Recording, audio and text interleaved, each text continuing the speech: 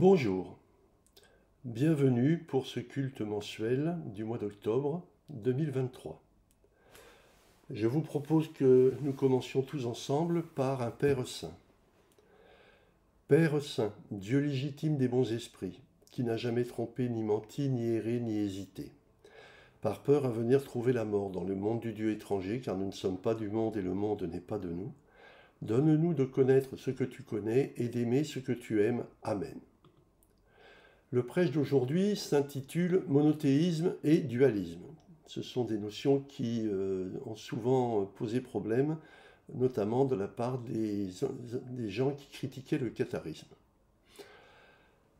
La philosophie et la théologie cathare, même si ce terme peut sembler impropre s'agissant d'une spiritualité où Dieu est inconnaissable, font appel à des concepts extrêmement forts car ils ont fait l'objet d'études poussées jusqu'à leurs limites argumentaires, logiques et rationnelles. Ces concepts sont nécessaires à la juste compréhension d'une spiritualité qui a toujours voulu que ses adeptes avancent les yeux grands ouverts afin que leur foi soit une volonté consciente et non un engagement aveugle. Pour autant, tous n'ont pas la formation générale ou plus simplement l'appétence pour de tels sujets. Il est donc nécessaire et utile de les expliquer correctement et complètement. L'être en soi et les principes. Comme Socrate dans Phédon de Platon ou comme Aristote dans la métaphysique, il convient de réfléchir sainement et sagement à ce que l'on pense quand on veut exprimer le plus haut niveau de manifestation d'un élément. Il s'agit donc à la fois de ce qui est premier et de ce qui ne peut connaître quoi que ce soit d'antérieur ou de supérieur à lui. Ne dit-on pas au principe de toute chose. Qu'on l'appelle être en soi et pour soi, ou principe, l'élément ainsi désigné est considéré par Platon, qui donne la parole à Socrate, comme ce qui est naturellement composé, dans le sens qui existe, mais qui n'est pas forcément issu d'un mélange, et qui ne peut être décomposé. Sous-entendu donc en partie dont la réunion produirait le composé désigné. Ou par Aristote comme une cause la plus haute qui relève de ce qui est une nature par soi. Ce qui ressort de cette étude, c'est que le principe est donc invariable puisque de nature unique. Les cathares médiévaux s'appuyaient clairement sur la philosophie d'Aristote qui lui-même développe les théories socratiques pour définir cette notion de principe. Voici les concepts qu'on y trouve.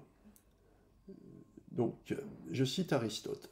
Pourquoi certains êtres sont-ils corruptibles et d'autres non, s'il est vrai qu'ils sont formés des mêmes éléments? Les principes ne sauraient être les mêmes. Voilà. L'analyse de la différence entre les éléments corruptibles et les éléments incorruptibles conduit nécessairement au constat de la différence fondamentale entre ces éléments.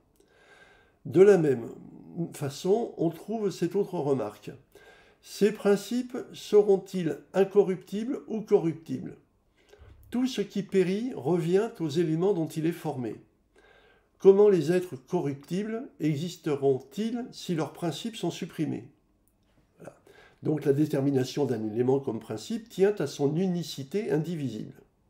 Enfin, il dit encore, les contraires se ramènent à des principes, l'être et le non-être, l'un et le multiple. La séparation entre les principes s'étend donc à leur cause et est intangible. Cet axiome est appelé principe de non-contradiction. Il est impossible que le même appartienne et n'appartienne pas en même temps à la même chose et du même point de vue. Cette analyse n'est pas totalement spécifique aux cathares puisqu'on la retrouve dans les évangiles. Ainsi, tout bon arbre fait de beaux fruits et l'arbre pourri fait de mauvais fruits. Un bon arbre ne peut pas porter de mauvais fruits, ni un arbre pourri porter de beaux fruits. Il est évident qu'il s'agit d'une conception intellectuelle, puisque dans la réalité, malheureusement, on trouve les deux. Aristote nous dit également que vouloir avoir toutes les significations en même temps, dont nous venons de voir que c'était impossible, revient à n'en avoir aucune. C'est un élément qui permet de comprendre le néant de ce monde, qui prétend être à la fois bien et mal, alors qu'il s'agit de principes contraires et opposés. En conclusion, je dirais que je laisse à tout à chacun le choix de s'adonner à la philosophie en reprenant ses ouvrages afin d'accéder à ces informations dans leur contexte. Pour celles et ceux que ce sujet ne passionne pas, je résumerai en disant qu'un principe ne peut accepter qu'une valeur et ne peut en aucune façon être dissocié en éléments qui le composeraient. Que de ce fait, ces causes ne peuvent être liées qu'à lui, et qu'il ne peut accepter des causes provenant de principes différents et a fortiori contraires. Enfin, que ce qui émet l'hypothèse d'un étant qui disposerait de toutes les substances, et particulièrement de substances contraires, ne disposerait en fait d'aucune et serait un néant. Application au bien et au mal. Le catharisme parle du principe du bien et du principe du mal, préférentiellement à Dieu et à diable. En effet, si l'anthropomorphisme a toujours cours, car il rend les éléments transcendants plus compréhensibles du commun des mortels, il est trompeur, car il laisse supposer à une forme définie de principe qui ne saurait être réduit à cela. Ce qui nous importe est de considérer le bien et le mal absolu comme indivisibles dans leur unité et comme opposés, ce qui ne veut pas dire égaux. La différence majeure qui fait du bien le seul principe divin est qu'il existe en positif, c'est-à-dire qu'il dispose de l'élément divin fondamental, l'être, alors que le mal n'existe qu'en négatif. Ce dernier est révélé lorsque la création divine émanant de toute éternité de son Créateur, le principe divin laisse transparaître le néant d'être. Pour simplifier ce concept, je propose une image parabolique simple. Imaginons un boulanger qui veut fabriquer du pain. Il met dans une jatte tous les ingrédients nécessaires, farine, eau, sel et levure. Il remplit si bien le récipient, qui ne participe pas à la démonstration, que celui-ci est plein à ras-bord au point que rien ne peut y être ajouté sans le faire déborder. Il mélange alors les ingrédients afin d'en faire une pâte homogène, et quand le mélange est terminé, apparaît entre la boule de pâte et les bords du récipient un espace vide qui n'existait pas auparavant. C'est le néant de pâte. Sans prétendre que ma démonstration soit indemne de critique, elle permet de comprendre deux choses. Le mal est aussi éternel que le bien et il n'a rien en lui du bien ou de sa création. On retrouve dans les rares écrits cathares disponibles cette idée du mal nécessaire pour expliquer ce qui est perceptible en ce monde sans pouvoir être attribué au bien, sauf à lui retirer ce qui le caractérise. Le principe du mal est logiquement éternel puisque la création divine dont il est l'image négative l'est aussi. Doit-on pour autant lui accorder le statut divin, c'est-à-dire les compétences et les qualités du principe du bien ? Non, bien évidemment, puisque tout ce qui fait la qualité divine est réservé au principe du bien et à sa création. Le faux problème du dualisme.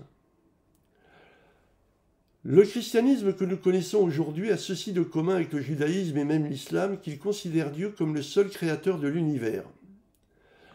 De fait, il fallait trouver une explication à l'incohérence qui voulait qu'un Dieu parfait dans le bien et inaccessible à quelque altération que ce soit puisse dans le même temps créer des éléments corruptibles et tolérer le mal. La réponse la plus couramment proposée, qui permet d'accepter à la fois un tel paradoxe et d'exonérer Dieu de toute responsabilité, est d'en faire porter la responsabilité à l'homme.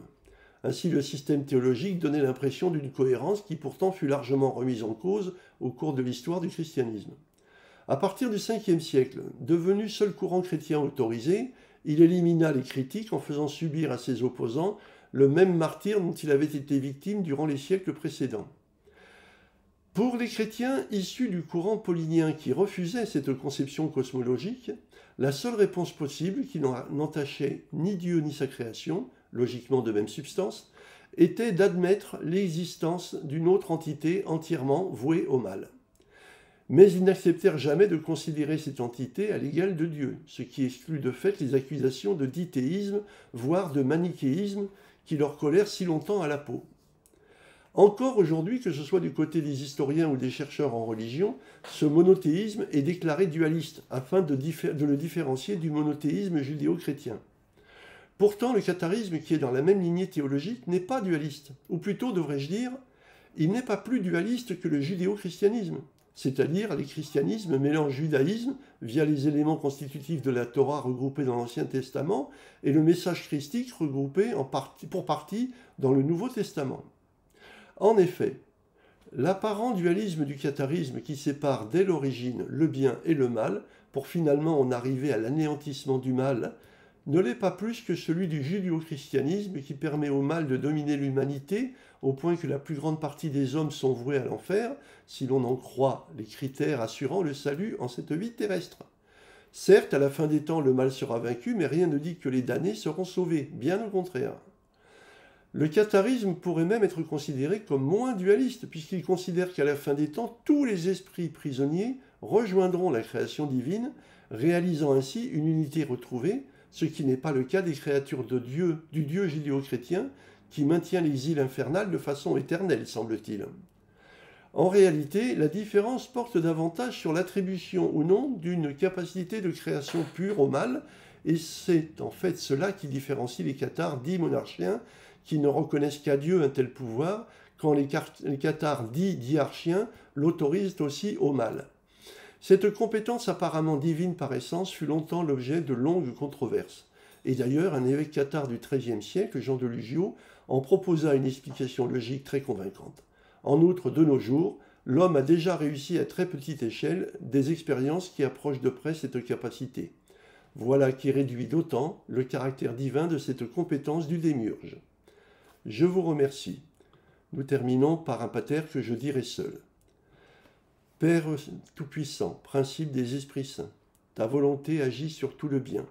Ton Saint-Esprit nous guide comme il te plaît pour que ta grâce puisse nous être accordée. Donne-nous chaque jour la nourriture que ta parole et ton amour procurent. Remets-nous nos fautes et nos manquements comme pour nos frères nous en faisons autant, et soutiens-nous dans les difficultés afin de nous délivrer du mauvais. Amen.